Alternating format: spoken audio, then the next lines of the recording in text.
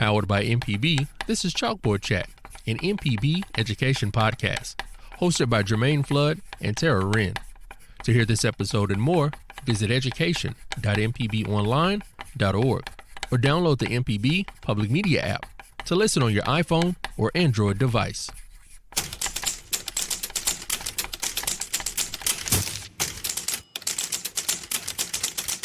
I'm Jermaine Flood. And I'm Tara Wren. And this is Chalkboard Chat, an MPB education podcast dedicated to providing educational resource for teachers, parents, students, and the education enthusiasts. Class is now in session.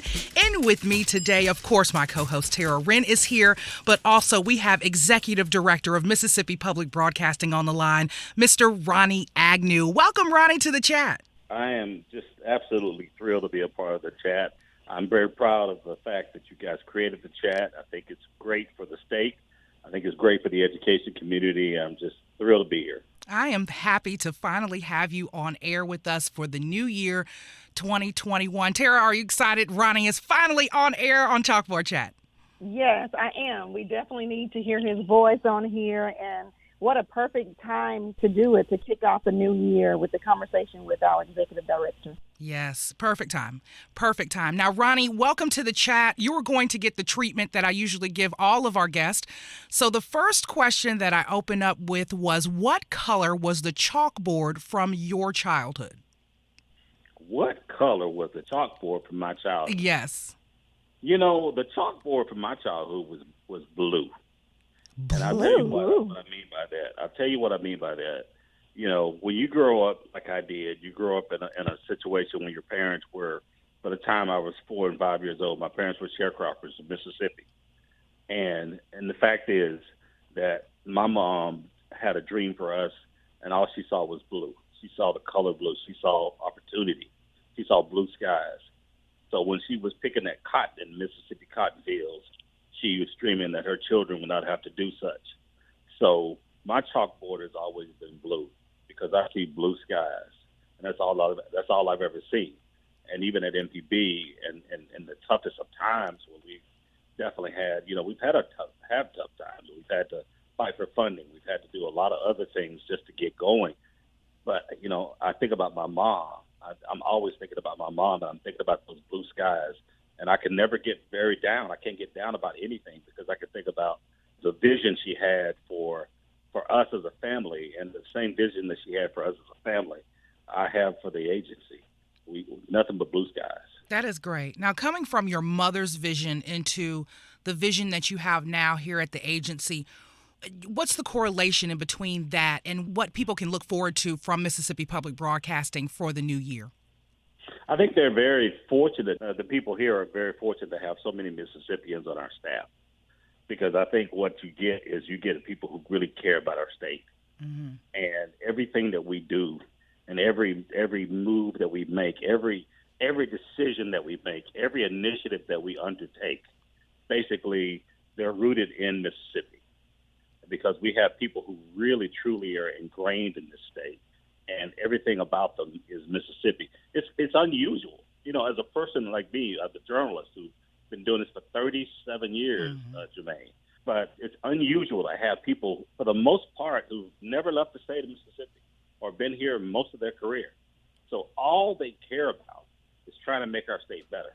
Right. And I can just tell you that through MPB and through the things that we do, the initiatives that we've launched, the initiatives that we're going to launch, I have to tell you, you know, when you got people who are all in for a state, they're not looking for the next step. They're not looking for the next job. They're not looking for anything. Mm-hmm. All they care about is Mississippi. Now, I know a person just like that. My co-host, Tara Wren. Tara. Yeah. Tara, definitely. Tara, tell them about your passion for the state. Well, I do mirror quite a bit what Ronnie said. My passion for this state and for education runs deep. I grew up in a household with a grandmother who was an educator. She's today 82 years old and finds every opportunity when she speaks with someone, come in contact, in conversation. It's about education in some form or fashion. So it's in my bones, it's in my blood. Jermaine, and just to be able to work for Mississippi Public Broadcasting, who was founded on the foundation of education and the PBS platform, it's just a wonderful opportunity to wake up every morning, know that I'm going to work at a place that's going to change the lives of Mississippians. And that's why my passion runs very deep. Right, right. Now, Ronnie, we have listeners who may not know of Mississippi Public Broadcasting, so I want you to let them know who we are. You know, Mississippi Public Broadcasting is a lot of things, actually. We're one of only 16 stations in America with everything under one roof. That being, we have digital, we have education, we have television, we have radio, we have communications. We have everything under one roof. Only 16 public broadcasting stations in America have all of those things. And so what that allows us to do is we can basically leverage all those multi-platform aspects into one thing, and it becomes a position of strength. Now, I'm not going to say that we always are successful at doing that. No, we're not. But I got to say that, that we have done a whole lot better of leveraging all those things and to the success of the agency. And every time that we work together as a team, every time we put together some of the things that we're doing as a team, success has just been astronomical. Right. I mean, to me, I just tell you this. I just say that being a part of a national profile, being a national profile person, I'm on the PBS Board of Directors. I am now the chairman of American Public Television. I have been the chairman of America's Public Television Station, and I have been the chairman of the National Educational Telecommunications Association. I can tell you that we're basically punching above our weight. Yeah. We have basically done a yeoman's job of putting MPB on the map on the national scale. And it's not because of me. It's because of you. It's because of Tara. It's because of all of your colleagues in the different departments. So I got to tell you that. But I'm going to take over for a second and just tell you this. It always helps me because Tara and I have known each other for 20-something years. Wow. I met Tara when she was 20-something years old, and I was 30-something years old. Ronnie. I never imagined. We worked at the Clarion Ledger together, the statewide newspaper, which was huge at the time. And she'll tell you that. Almost 600 employees, and we were just – but I'll have to tell you that I never envisioned ever working with Tara again. When we both parted ways and she went her way and I went mine, I never envisioned ever having an opportunity to work with Tara again. And we were friends at the Clarion Ledger, working in different departments. Right. And the fact that we were able to reunite 5 or 6 years ago when she came to run communications and education and now education, I just never expected that. And, it's great to have someone in our midst who basically can complete my sentences, because we spent a lot of time together. We spent a lot of time talking about strategy. I mean, we didn't even know that it was going to actually pay off for MPB. We were talking about strategy. We were talking about, if we did this in this market, if we did that in that market. I'm talking about the newspaper. I had no idea that it would come full circle to what it's become today. That even today, all those years ago that we worked together, we can still talk about things, and she knows exactly what I'm talking about. That is so good. What I'm telling you is that accelerates some of the initiatives that we're putting forth. That actually, it's amazing to me how that has really put that on a fast track, that I don't have to say, hey, let's do this, this, and that. She already knows kind of what I want because of something that happened in 2003. It's crazy. When you're the best of friends. Well, Ronnie is absolutely right. It's totally odd, and it's different situation. It's unique, in my opinion, that we are able to draw on the past to the present that will help catapult us into the future, actually, in what we're doing. And so the relationship is very dynamic, and understanding where we've been and in the atmosphere and the climate of change where we are right now, we've been there before. And so we can navigate it together. And so just understanding a lot of things about education, about operations and strategy, strategic planning of a place. And, I think it's just a unique opportunity that we're there together here together at Mississippi Public Broadcasting to move the educational needle forward here in Mississippi. Right. Now, let me pick both of your brains here. When it comes down to MPB, your dynamic between each other related to that friendship and that professionalship that you all have between each other, and strategic planning, when the pandemic hit last year, during our 50th year anniversary, I know Tara came out because I am an employee of Tara's. I report to Tara through education, but I know she came out with a plan for us. And did you both get together on trying to get that plan going for what we were going to do during the pandemic, how we were going to address that, in addition to addressing our 50th year anniversary and celebrating that? Well, I'll be honest with you. At the time, I felt like our 50th anniversary needed to take a back seat to what was the need of Mississippi, what was the need of people. Basically, I have 2 children who are educators, and that provides a unique perspective for me because I get a chance to talk to them about what children need. And what I noticed in talking to them was that basically, Dad, they don't have broadband at home. Mm-hmm. Dad, these children are struggling. We can't reach them. So, and this goes back to what I talked about a moment ago. I mean, I didn't have to even tell Tara. I just said, Tara, we got to figure out how to get a channel together. We got to figure out how to reach folks who don't have cable, who don't have broadband, who don't have the resources that other people have. The one thing that you'll find that we both have in common, and Tara can talk about her situation if she wants to, the one thing that we have is we know that if it were me back in those days, if it was me today, my parents could not have afforded the amenities of some kids today. I would have been just like some of these kids. Right. I would have been without broadband. I would have been, needing help. And we knew that. And that's the great thing about working with Tara in the education department was because we knew that we had to fill in the gap somehow. We didn't know how. We didn't know why. And we didn't know what we were going to do.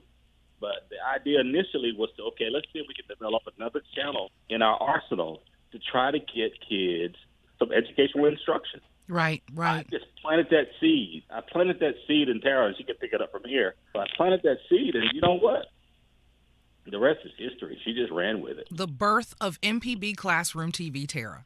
Yes. We started off just brainstorming and, thinking of all the different ways that we can use MPB resources to help teachers and students and parents across the state. When this thing was just crazy and all of our heads were spinning and nobody really knew what to do. And so we used the power of our broadcast, number one, to create MPB Classroom TV, where we broadcast instruction across the entire state, just using rabbit ears, kind of using an old technology to fill the gap. Right. And that was one thing that we did. Before we even started having the MDE teachers and literacy coaches coming into our television studio to record lessons, we worked with them to even realign the shows and programs that were already airing on MPB television, right, to make sure it filled the gap for the students who were having to be at home. And then we created a unique webpage for at-home learning with lots of resources for teachers, parents, and students. We kept it updated every day. The staff just did a great job keeping social media updated. I mean, we just really went into overload mode, right, to get it done. Jermaine, you were there. Yeah. Every day. So it was very important to us, as Ronnie said, if you remember your past and growing up and seeing how it would have affected you in a negative way, and the people that you knew perhaps in a negative way, we knew what we had to do as a public broadcaster and public education system in Mississippi from a broadcasting perspective. And so that's what we did. And there were no questions, and we went at it every day. And we're happy about what we did and what we're continuing to do. Right. Addressing the digital divide through that birth of the fifth channel, MPB Classroom TV, is important. To our listeners, again, that is MPB Classroom TV, fifth channel. If you are in the Jackson metro area, it's 29.5 on your television channel with your rabbit ears or your digital antenna. But, you know, since we were doing that 50th year, we sat that back in the backseat a little bit, and then we started addressing this. We still, as an agency, I felt like inside of our hearts, we were still celebrating the 50th year. Am I right, Ronnie? Well, you know, the thing is, you know, how better to celebrate your 50th year than to have impact? Right. Right. You know, if you go back and look at some of the things that our predecessors did at Mississippi ETV, who were founded in 1970, it was all about education. Mm-hmm. It was all about teaching people. And, you know, I think, you know, I never really thought about this until this very second. And I mean this. We actually got back to our roots.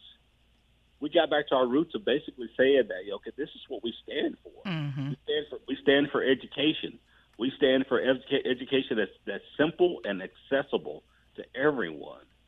And so how better, really, Tremaine, how better than to celebrate a 50th year than to have impact that affects a whole state.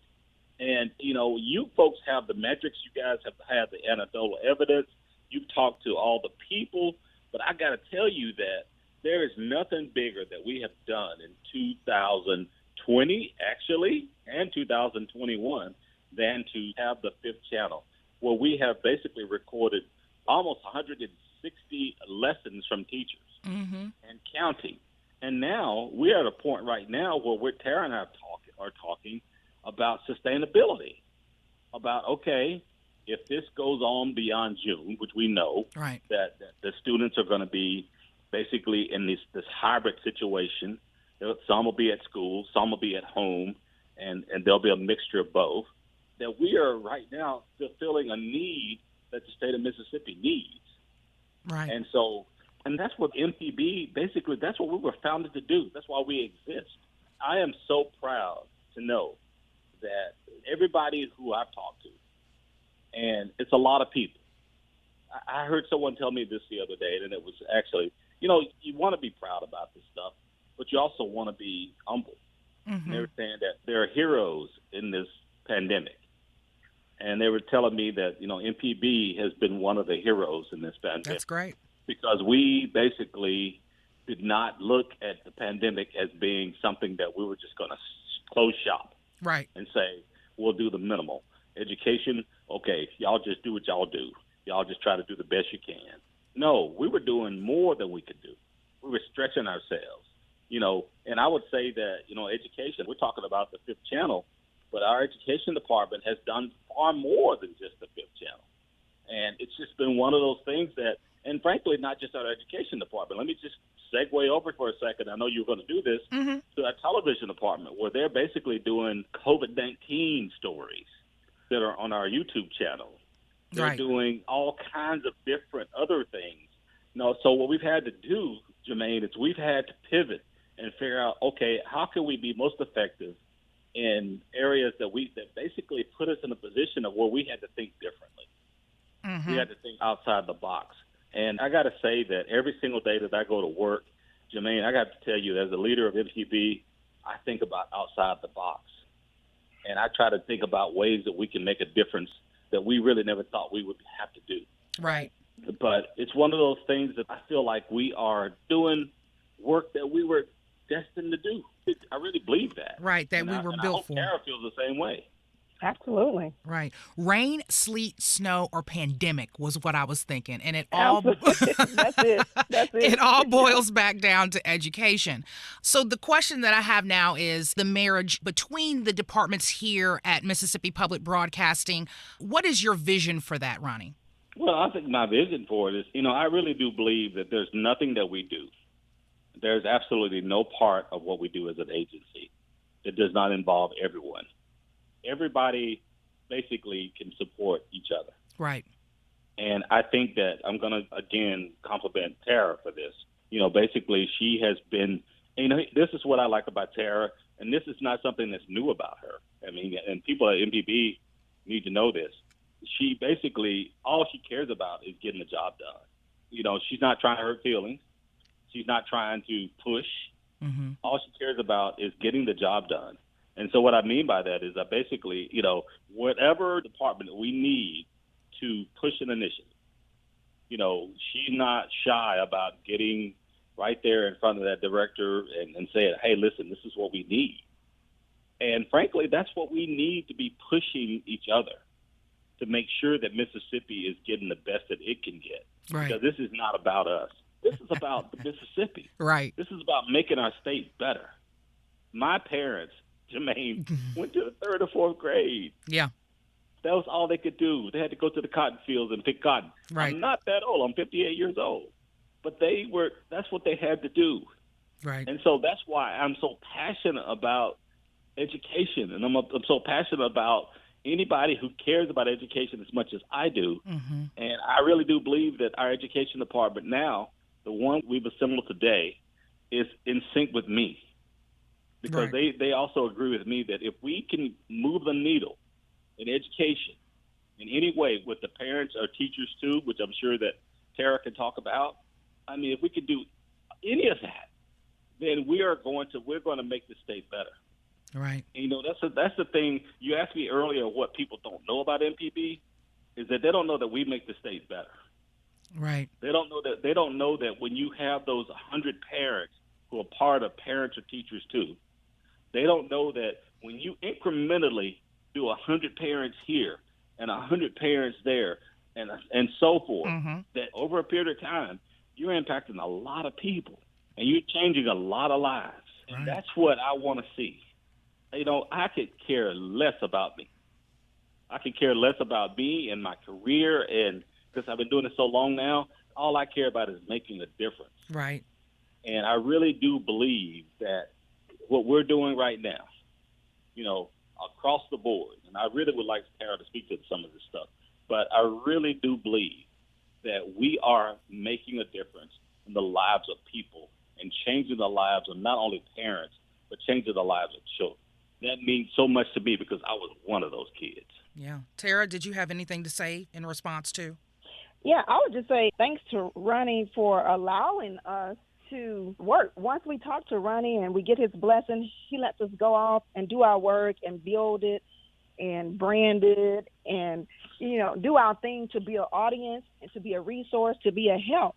We have all sorts of programs that we try to be very targeted and intentional about enforcing and putting out there. And Jermaine, we've talked about some of them. We have some of them planned for future podcasts. Yeah. Parents Are Teachers Too, one that Ronnie mentioned, is a parent-focused initiative, where we empower parents to be able to communicate with their children in an out-of-school situation, to extend the school day once they get home, give them tips and strategies and a platform where there's plenty of resources where they can use different programs on MPB, PBS, and just how to really be a better communicator and a better partner with the child, the teachers, their community resources.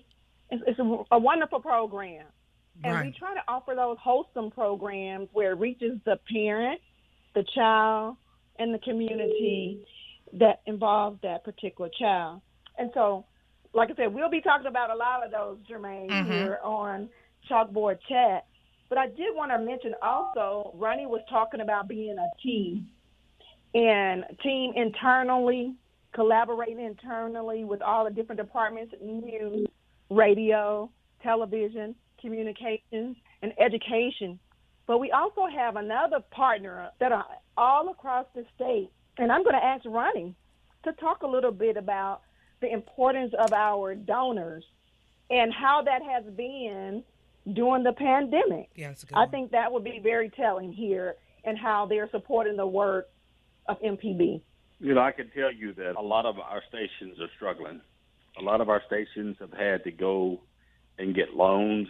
A lot of our stations have had to, you know, basically lay off people.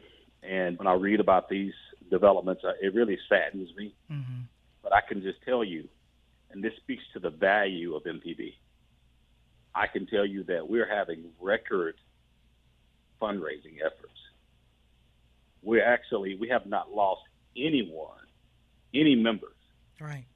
Jermaine, I will tell you, and this is something that I don't think anybody really has ever said before publicly. Mm-hmm. When I joined MPB, and I guess it was mid-August of 2011, MPB had sank to 4,000 members.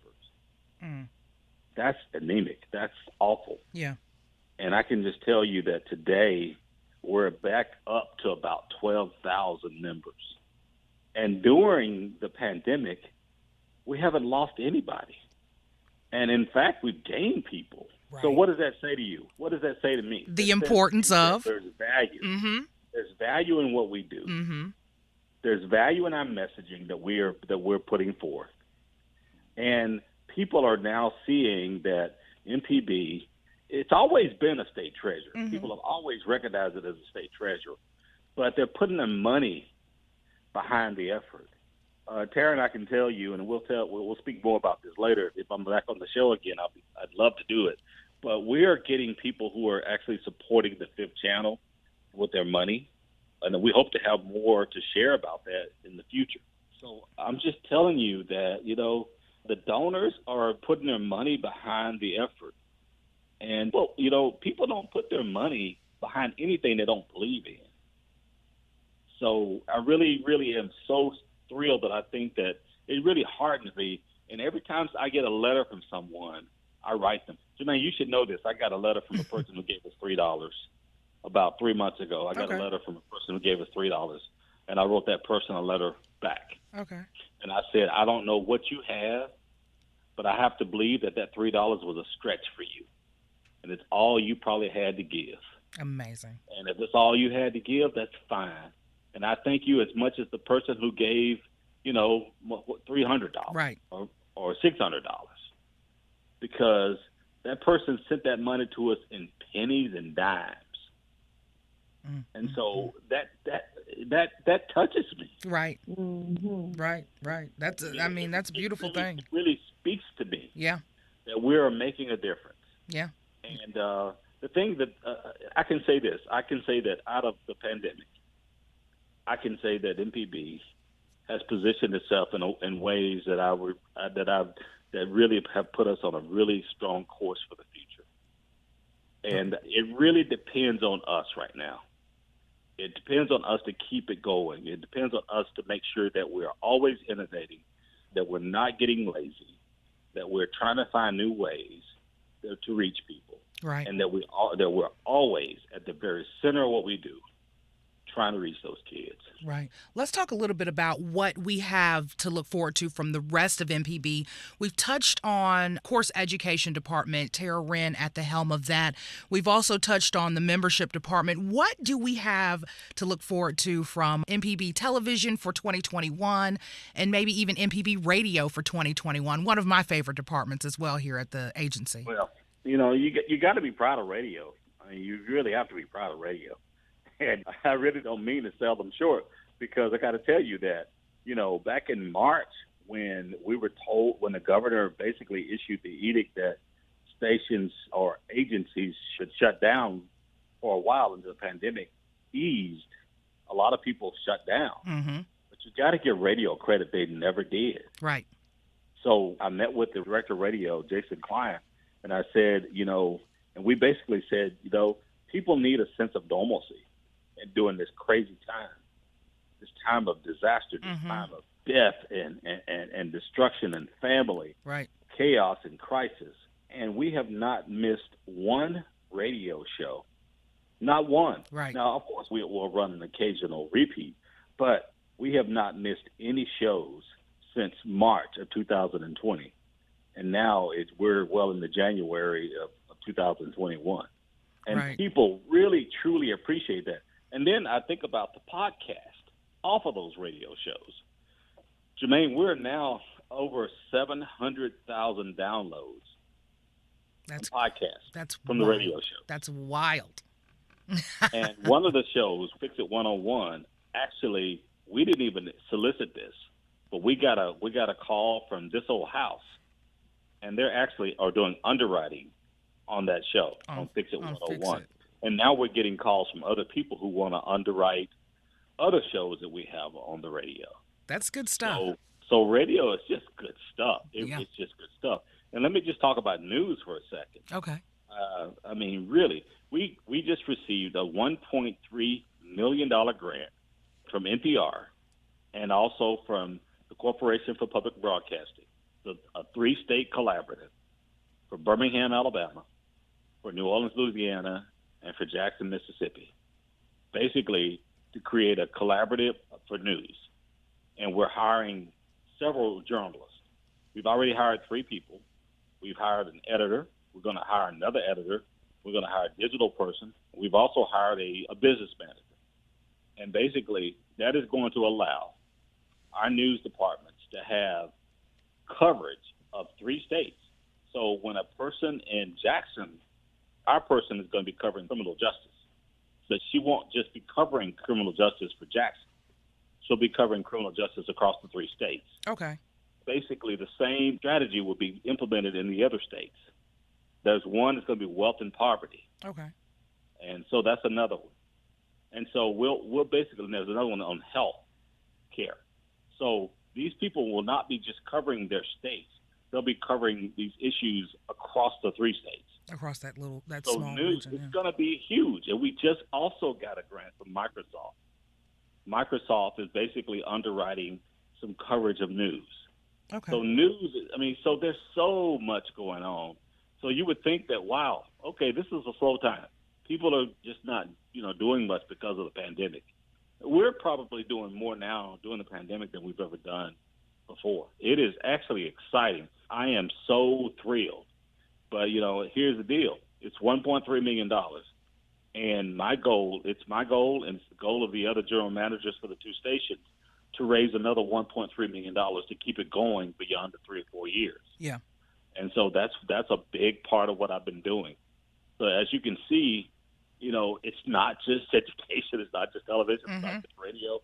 It's a holistic approach to just making sure that we can be all that we can be. And those of you who don't know, we've touched on education, membership, radio, news, TV, MPB as a whole. We have a lot going on here. And so in addition to, we have our communication and digital departments. Ronnie, do you have anything to say related to them and 2021 or maybe 2020 related to that pandemic time? You talk about the digital department? Digital and communications, yes. Oh, my goodness. The communications department is absolutely wide open right now. I was so blessed to be able to vet this major proposal from Dr. Henry Louis Gates, about the Black church. And we basically got a grant so that we can actually hold community engagement events around that documentary, which is going to air in February. Okay. And so we'll be doing that with communications.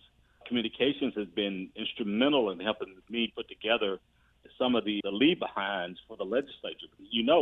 We hadn't even talked about that, Jermaine, and it's something that's just my area, but, it's something that's very, very real, which is basically we have to get funded by the state of Mississippi. I have to say that my friend and colleague, Tara, represented me the other day at the Senate subcommittee hearing on education, and I was very happy, and you should ask her about that because It was amazing, because they asked her so many questions about the 5th channel and some of the things that we're doing in education, and it was actually from what I understand, a very, very successful meeting. Tara, you did so well from what Ronnie says. Well, I knew it was important to share with the legislators the importance of what we've done and the importance of them helping us to continue to do the work that we were created to do. And so one of the things that we talked about was the MPB Classroom television. We talked about the power of those 24 local radio shows that we produce weekly that Ronnie just spoke about. We talked about another program, the Digital Education Network, where we're helping to educate students across the state that have classrooms that don't have certified teachers in there. And so when we went to ask for our funding and to restore some funding, one of the key things in my mind is that we wanted to show the legislators the connection between having those towers across the state and continuing to operate these programs. And I think we did a very good job in making that connection. And they had so many questions, and I hope that I did a good job, helping them to understand what we're doing and how it really all works to support education in the state. Right. Y'all, I love the idea of how we come together as an agency. I love the idea of the crosswork that we do. I love the idea that we don't stop here. We just keep going for each and every single department, rain, sleet, snow, pandemic, whichever, we just keep going here. And I call it the trickle down, but the trickle down effect comes from the head man in charge. And I think that helps to create that environment here at Mississippi Public Broadcasting. So kudos to Mr. Ronnie Agnew for being our captain of the ship here. I thank you so much for the precedent that you have set for the agency, Ronnie. Well, you don't have to thank me. I mean, I can say this very, very honestly. All I care about is seeing people succeed. You get to a point in your life where you say, God has blessed you, and I'm going to say that, to be able to make a difference and put you in a place where you can make a difference, and that you can put people in place, the right people in place, who have your vision, who share your vision. And I'm telling you that I think that I think the best days of MPB are ahead of it. I mean, I really do believe that. I believe that, we basically went to work. The pandemic happened. Mm-hmm. It's still here. There's nothing different about 2020 or 2021. We're still very much in it. And I'm going to say this. I'm going to say it for this podcast. Right now, we have a person in my house who is positive for the COVID-19, and so I'm quarantined right now. Yeah. But I'm going to say that just speaks to me to say that it's all the more important that we really do the work for the people. And that matters more to me than anything else. I wake up every single day, and I don't wake up for me. I wake up for the state of Mississippi, trying to make this state the best that it can be from where I stand and from my purview. And the great thing is, Jermaine, is to have a team around you, basically people who actually share the same belief system. Right. But in a way that we want to move the needle to make our state better. That's great. And for me, being an employee, being able to witness the way you and Tara work is a blessing to me, because I'm able to see what I could do, what extent that I can go as an employee, and you both create that beautiful example for me. And I know that you two don't think you're perfect, but for me professionally, you are as much perfection as I could strive for. So I thank you both, because without you, I wouldn't be here talking on this microphone right now. So thank you, and thank MPB as well. I love this conversation with you two. This was the best. Ronnie, you're going to have to come back. It is set in stone now. You're going to have to come back. Yeah, I didn't even get to my list of things that the boilerplate stuff that I usually talk about. Yeah. I didn't even get to talk about that, but we can talk about that later. Jermaine, he has 3 pages over there. Of what? 3 to 5 pages of notes he want to talk about. Yeah, I got pages galore. That's okay. Yeah, we're gonna bring you back. I really wanted to speak from my heart today. I really did, and I really wanted to do that. I really want the people to know that you, Jermaine, you've been great, and you embody the best of MPB, and I really appreciate you. When I see you and I see that smile and I see that commitment to MPB, I mean, you don't even know how much that means to me. When I walk away from you and I see you in the hallway, even for 30 seconds, I mean, I walk away a better person. Yeah. And that means a lot to me. And then also knowing that everybody in that building that I see, when I see the TV people and I see the commitment on their faces, when I see the radio people, the commitment on their faces, when I see the news people, the commitment on their faces, the finance people, when I see the commitment on their faces, the communications people, when I see the commitment on their faces, the technical services people, when I see the commitment on their faces, I got to tell you that this is a very special place. I'll say this and I'll be quiet. I just asked the the human resources director to send me a list of the people who were just like eligible for retirement at MPB. Yeah. And we have like 93 people, and probably 40 of those people, 45, could walk out the door tomorrow. Mm-hmm. They don't do it Mm-hmm. because they love what they do. Mm-hmm. Well, you'll see me around here at 95. I just want you to know. We got one person who's been here 45 years. Yeah. We have another person who's been there for 40. It means so much to me to see people so basically loving their job. Right. Now, to my listeners, if you want to know more about what makes MPB work, if you have any questions about any of the initiatives we have here, if you have any questions about any of the departments that we have here at Mississippi Public Broadcasting, if you have a question about our passion, make sure you go to our website to check us out. MPB's website is mpbonline.org. Education's website is education.mpbonline.org. Make sure you tune into the radio station. Make sure you tune into the television station and see why we have the members that we have who are giving, who didn't move during the pandemic, who made sure that MPB was still running, who helped us in ways that they couldn't even imagine. I want you to be able to get into some of that. So make sure you check us out again online, mpbonline.org or education.mpbonline.org. Mr. Agnew, Mr. Ronnie, I thank you so much for joining us. Well, I'm thrilled to be here again. This is not anything more than my heart. And, you heard my heart. Next time you may hear more of a real speech. The spiel. But this time, I wanted to talk from my heart. I wanted everybody to know that this is more than me. This is a kid who grew up in South Philly, Mississippi, with an antenna, who basically grew up on the MPB. Right. That's it. Mississippi ETV. This is something that I do honestly. Right. And the passion that I have for it is an honest passion. Thank you. So, and invite me back. I'll be glad to be a part of the show as often as you need me. I'm putting you on again. You're coming back on. Well, Tara.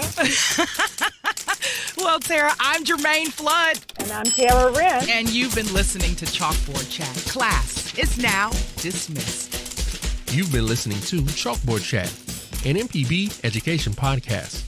To hear this episode and more, visit education.mpbonline.org or download the MPB Public Media app to listen on your iPhone or Android device. This podcast is hosted with love